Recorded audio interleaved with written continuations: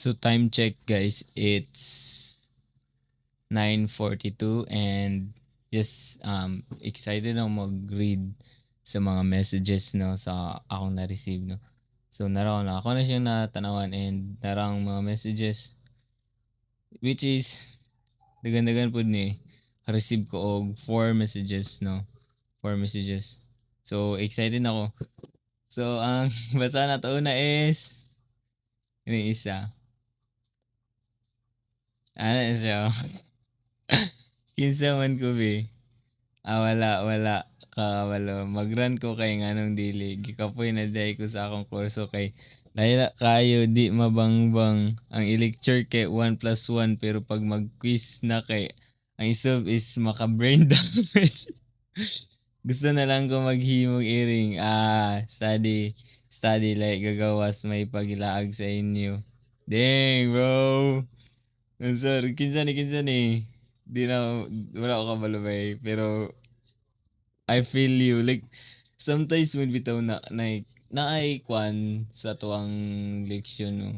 Like, dili siya mawang magawas yun sa exam, sa quizzes, but maybe na kwanan lang nato no ng kanang unsa na kanang labian bitaw.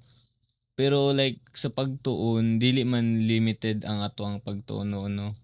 So like it's kung naigyatag sa inyo it's either nga ikaw mag further study ana nga topic and then 'di ba? So yes, tada na nga na kay self-learned no, self-learned.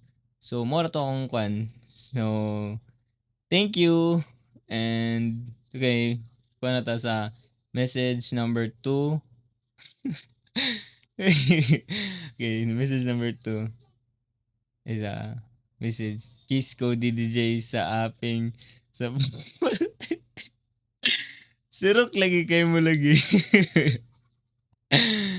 Sirok gid kayo mo, sirok. Sige. Sunod. Message number 3 an hour ago. Sana siya. Taas ni siya taas. Hello Dionry. Sa kadugay na sa panahon, ikaw ra Japon ang Dionry nga naila na ako sa grade 4 humility. Yo, grade 4. Taysa kay daghan kay ko classmates sa grade 4. Ang maestra namo kay si Ma'am Lulu. Taysa lang.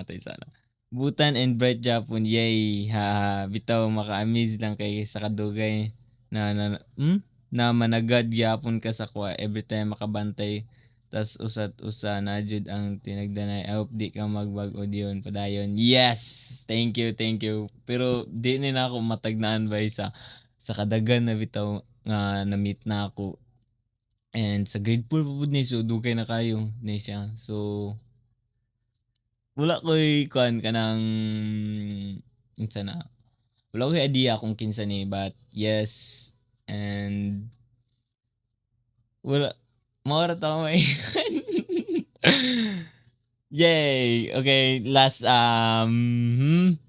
message na to. Last message.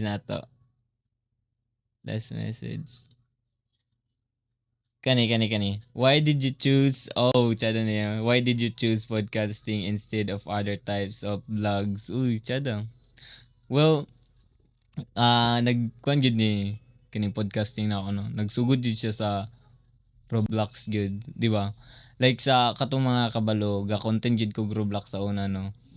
So sa pagsige na og dula og Roblox kana especially sa gadula og Roblox is katong na mga mics ga maka-on og mic switch maka-communicate mi dadto no. So dadto nagsugod siya. So dadto sa dula nga mic on bitaw dadto na mga tao dadto nga gaon og mic. So dadto gaon pud kog mic and ga-communicate man ko and ga-communicate mi dadto which is like amazing bitaw kayo kay makamit ka og lain-lain nga tao bitaw especially mga foreign no. So like kung dadto man jud like ma-force nimo yung kagalingon nga mo istorya ka sa like other nga language especially sa English no. So like kaka-amaze ko dadto jud kay maka-share ko sa akong mga kuan experiences dani sa Philippines, and also maka-share pud sila sa ilang experiences dito sa lain nga country and other experiences nga topic na mo dito no. So yeah, over time nga sige na og dula is na-develop gud ang ako ang pag into kuan bitaw like talking, and then naunaan din ako nga why not kuan nato ni ang dal-on nato sa real life no. Gahimo man pud kog content, so like yes, di ba, like ingato di ba, like um basta mao to dadto na siya nagsugod dayon nga ga-podcast podcast pud ko dadto sa dula, pero dili na ako gina-content lang kay limited raman ang akong resources kay tungod sa akong PC nga dili pa kay high end no. So and karon lang dayon this month nag-start na jud na ako siya jud, which is I'm so happy nga naka-start na ko, and hopefully magpadayon dayon ni, and hopefully pud no soon nga kanang unsa na tawag ana, kanang madagan atong audience no, nga para pud madagan pud ilang kuha nato katulunan pud nato nga gikan pud sa ilang nga mga experiences pud nila. So yes, that's it. Hope nga na kwanto na ko inyong mga kwano. Especially kani nga pangutana no, why did you choose podcasting instead of other types of vlogs, di ba? With mo to. And I hope nga ma-expand pud nato ato ang content creation, which is dili lang pud siya mag-focus sa podcasting no, hopefully no. So yes, mo ra ning message na ako nga nakuha karon upat ka buok, and yes, thank you kay guys.